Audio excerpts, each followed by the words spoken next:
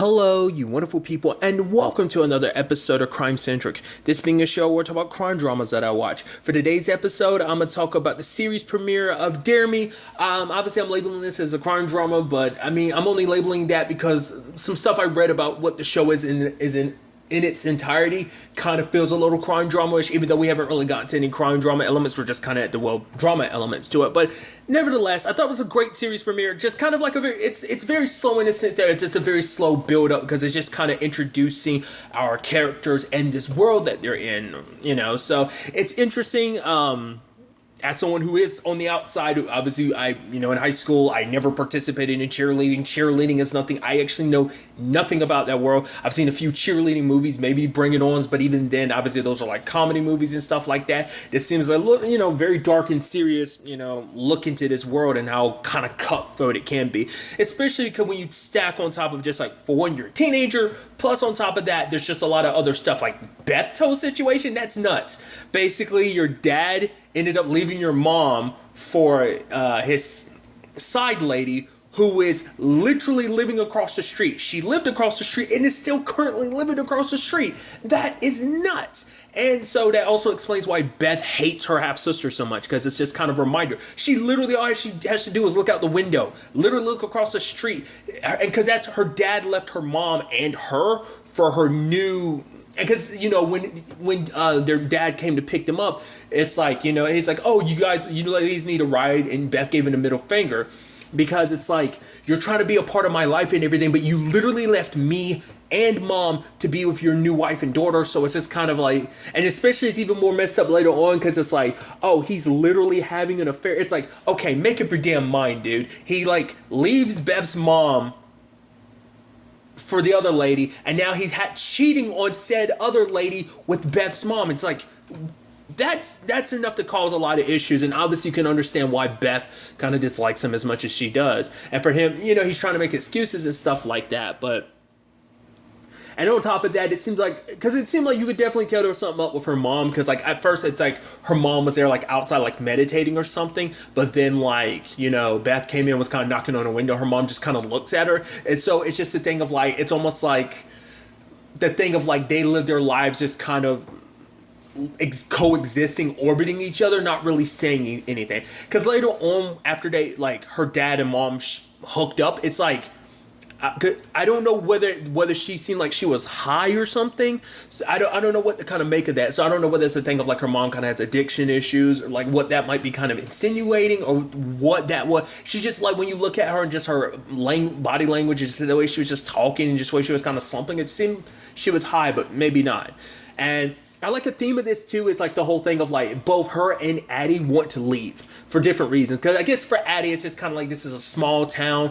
Mom's thinking her mom has her own plans. So like, oh, it could be this, and if it's like, no, I make my own decisions in life. And it's like for her, it's like I'm gonna leave this town. And it's even something interesting that Beth's mom had said of like, oh, you think it's gonna be that easy? And then Beth is like, I never thought anything in life was easy. So trying to say like the reason like there was no point because of the way how complicated and messed up her life is that she never thought things would kind of be easy. And it's so interesting because like we see that Beth kind of acts out the way she is because obviously she's Queen Bee. She's got that Queen Bee mentality. She's this is my squad, and it seems like Addie's her best friend, but it seems like it's much more.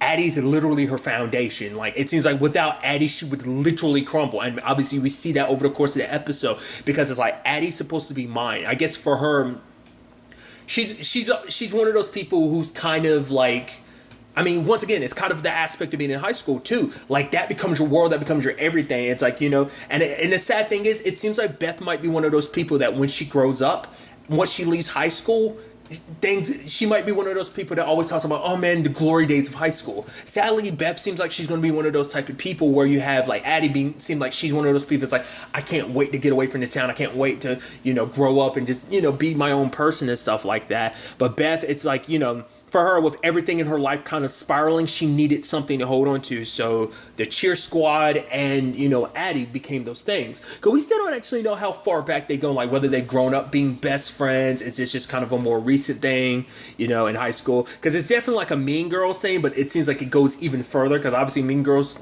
I mean, to be fair, I haven't watched the movie all the way through, so I'm not that. But I feel like that was more like, a little more lighthearted. Like I said, this is a little more, it's still mildly dark, but I get the feeling just based on everything that it's going to get much darker later on. But you get what I'm trying to say. So like I said, because Addie has her plans about what she wants to do, and so Beth is kind of all partying. It's like, oh, let's go hang out, let's party. But obviously for Addie, it's like, no, I want to study. I want to be able to kind of put my best foot forward. Because obviously for her, it's like the cheer squad and everything. She wants to go to regionals and stuff like that, because a lot of this could lead to scholarships and stuff like that. Her mom kind of wants her to kind of have other ideas about it, because it's that thing. It's the same principle as like a football scholarship. I think of like, that's something that can so easily go. Like something goes wrong, broken arm, broken leg, your career's kind of over. So it kind of stops you. So you need kind of a backup plan.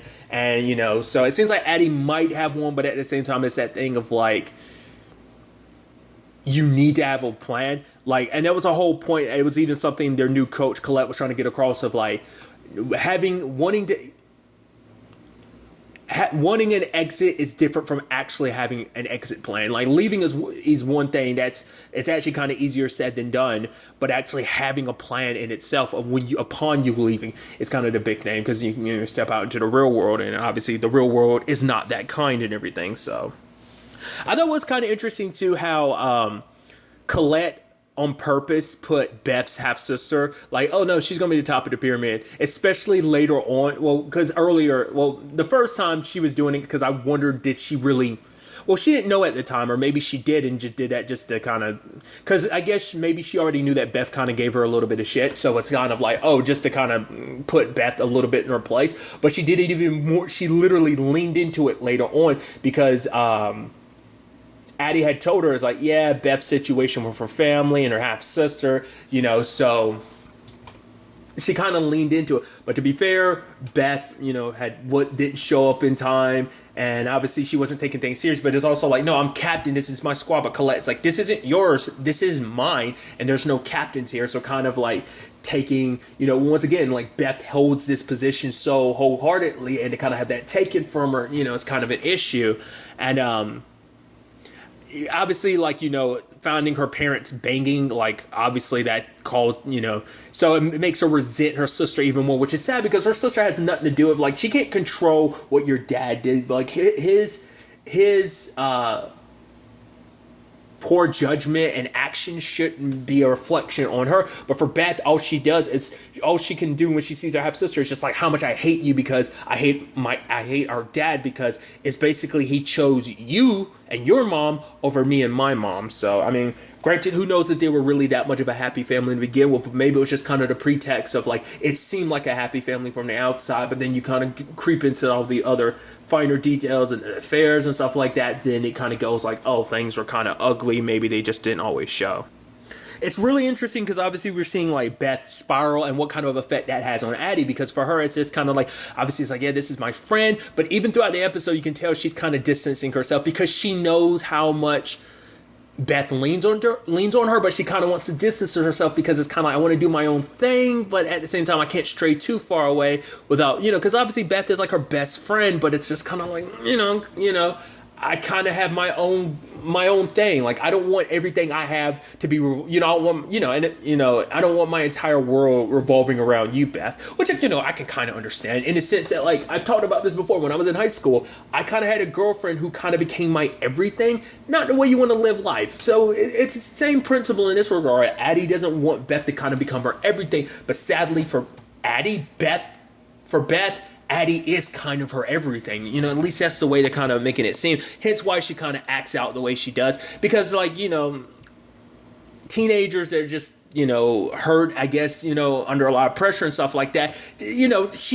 Beth's got like a hole in her heart that she's trying to fill by like drinking and all this other stuff. So, I mean, and even you see it a little bit with Addie, where she hooks up with home dude and she's kind of like, make me feel good, just because you kind of want to feel anything and just not feel empty, essentially, What I think is so fascinating about this cheer situation too is that how important this is. And I think that's such an interesting focal point for the story, that it's not just like, oh, it's not just important to the girls. It's literally important to the entire town, because basically it's a small town that doesn't have a lot of like attraction to it. So the fact is a lot of smaller businesses are closing. So it's one of those towns where it's like they need certain things to kind of, like in a town where like mining is so important because it keeps a lot of people employed. It's kind of a similar thing in the sense that like a lot of money will be pumped through the town. At first they were hoping for the football team, but the football team isn't that stellar. So they're actually pushing for the cheer squad. So like they go to regionals, they get a bigger name and attraction, and more money gets funneled to the town. That's why they're trying to put all the money towards building a stadium.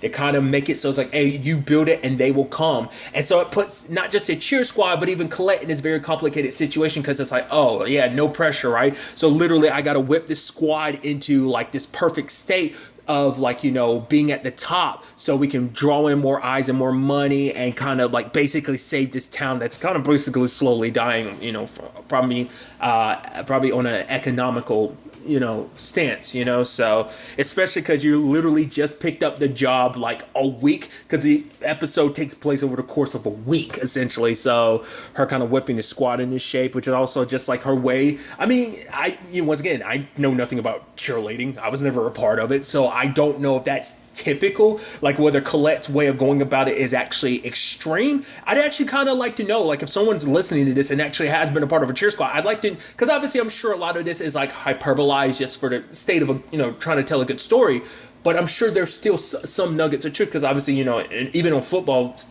there's been stories that come out of just about even football about like how like players get pushed and stuff like that. So I wouldn't be too surprised if obviously there is some truth. Like I said, this is a very extreme version of it, but I'm sure there is still some truth to that extremeness. You know what I'm saying?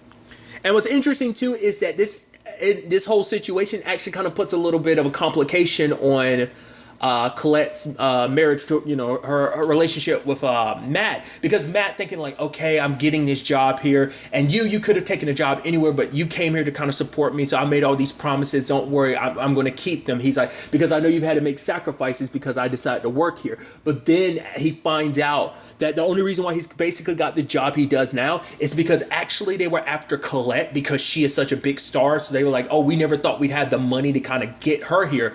But she was the main thing, but obviously she kind of slides it in that like, hey, give my husband a position. So I'm thinking, it's that thing of like, maybe he feels a little, I think it's this stereotypical thing, but I think there's truth to it. Just like you feel like he probably feels a little emasculated because it's like, oh, I didn't get here my own merit. I kind of got here because my wife is the one they were coveting the most, and that I kind of was kind of like a extra condition on her getting the job here, so that kind of makes him feel a certain way. I mean, I it is what it is, but like for him, I think it makes him feel a little like, oh, because she also talked about the fact is that he hasn't had the best luck when it comes to work. I guess his career isn't what he wanted it to be. The jobs aren't what he wanted it to be. And it's like, oh, I got this position. Good. Oh, it wasn't of my own merit. It's because of who my wife is, so it adds that, complication to it as well. Obviously, they introduced the fact is that Addie's mom is a cop. I'm curious to see what that will end up transpiring into. That's going to turn into I'm sure that's going to put a heavy wrench into this story, just like the fact is of having a cop that close to the family and stuff like that. It doesn't seem like they had the best relationship either, because like her mom is like, yeah, I got that stuff you want. She's like, yeah, sure, whatever. So it's kind of like, once again, it's like, freaking teenagers. You just want to knock them upside the head because you're like, oh, why it's once again, it's that thing of like, now that I'm older, it's like, man, even I recognize, I'm like, man, all kids are assholes. Kids to teenagers, like, they're assholes. They're such little shits, dude. So it's, I can only imagine from a parent's perspective, just like, just kind of want to, just knock you upside the head one time. It seems like they kind of have a strenuous relationship to at least to a certain extent. Like, obviously not to the extreme like Beth and her mom has, well, obviously Beth's entire family, but I'm curious to kind of dive into that more, understanding why it seems, I don't know. like I said, it might just be like a teenager of like, yeah, whatever, mom, who cares? Okay, mom, that type of mentality. So there might not be as much more to it. It might just be like teen angst, or maybe there is a deeper underlining issue. Like, her mom kind of had, like I said, her mom has her vision of like what Addie's life is supposed to be, kind of the path she should go down, and Addie's kind of got her own thought, so. I was actually surprised because I noticed this in the trailer, but the actor who plays Sergeant Will is the actor who plays Matt from the Vampire Diaries universe. The reason why I say that, because obviously he's popped up in the Vampire Diaries, the originals, and Legacy. So I was just like, it's Matt. But regardless, it was interesting at the end, though, that we do see that thing of like, okay, so Beth and Addie catch Colette sleeping with Sergeant Wilson. I mean, she's having an affair, which is it's an interesting thing, because the person who takes that video would be Beth, of course. Well, because obviously, like Colette, well, not Colette, Addie is actually very respectful of Colette. She actually kind of admires her. The question is, and it's even something Beth is joking, like, oh, do you want to like fuck her or something? And it's like, I'm wondering, is there kind of like going to be an inappropriate thing there? Probably not. It's probably just kind of like, oh, I admire her. It probably won't turn into that whole like terrible teacher-student relationship thing. Kind of hope it doesn't turn into that. Not kind of, you super hope it doesn't turn into that. But I don't think it is. I think it is simply because like Addie looks at her as like who she could be. It's like, oh, look at all that she accomplished. That could be me. Like I said, it just might be like admiration for her, just who she is. Maybe it'll go from just more than admiration. Like I said, we'll see. Like I said, that might have just been Beth just kind of being an asshole. But part of me wonders like, oh, was there something more to that? Maybe not. But obviously, Beth kind of hating Colette, because Colette kind of took her out of her position as, captain and everything. How she even took it out on her half-sister. I thought that was going to turn a lot deadlier than it is, kind of squeezing her sister's leg. But Addie kept up the pressure to make sure she wouldn't fall. And obviously that pissed Beth off, because it's like, yo, you're supposed to have my back. You're supposed to be my girl. Hence why Beth was flinging the freaking gun around. I was like, I was really sure that wasn't going to end well. Like, I didn't think anyone was going to die, but I thought someone was going to walk away a little bloody from that situation. But luckily, nothing ended up happening. But once again, just kind of showing you, and I think that's the point of that too, to show Addie how unstable Beth can be. But obviously, getting back to it, it's like, oh, Beth's flailing around, like being so happy because it's like, oh, I got something on her. Let's see her try to talk shit, act tough now. It's like, this is my squad. Things are going to go my way, or this, it's my way or the highway type of thing of like, I've got leverage over her, so she kind of has to bend to my will. We'll see whether or not that really goes the way she wants it to.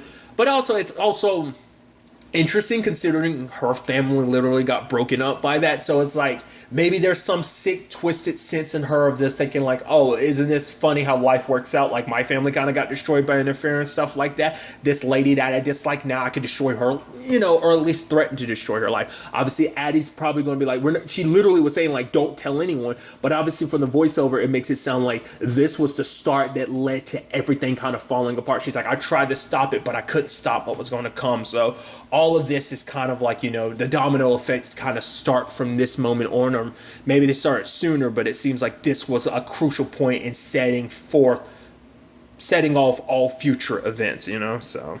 Because what I really like too is the fact is the way the story is set up. We did get that cold opening that took place like 3 months later. So obviously we saw kind of what I was assuming is kind of the end, or at least part way to. I mean, who knows? That might not even be like the end of the season. That might be like midway through the season, a couple episodes into the season, maybe near the end of the season, but not the end of the season. Whatever the case may be, it seems like we're going to be filling in that timeline. Like I said, at least right now, it's already been a week. So it's going to be interesting to see how the rest of the, time ends up kind of flying by. I thought it was kind of interesting because like we did see multiple times throughout the episode that Colette was checking her phone. I was wondering if it was related to like, her and her husband's job situation, or was it something else, because obviously that girl's mom, who's one of the people trying to, who was trying to get Colette there at the school and everything, was like, oh no, hang out with us. But Colette was like, no, I got to work on this team and everything. But it seems like obviously there's something else going on there. Maybe it's this whole Sergeant Will thing. Maybe that affair has been going on before now. I don't know.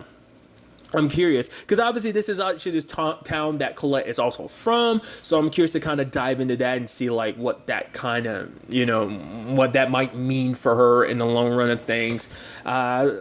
like I said, I'm very interested to kind of ultimately see, you know, I think this is kind of like a very like slow but steady start to kind of get you into this world and understand everything that's going down. So I'm very interested to see, you know, where all this ends up taking us going forward into the next episode. But really, that's all I want to talk about. Till the next time we meet, be happy, be safe, live life to the fullest and enjoy it. Good day and goodbye.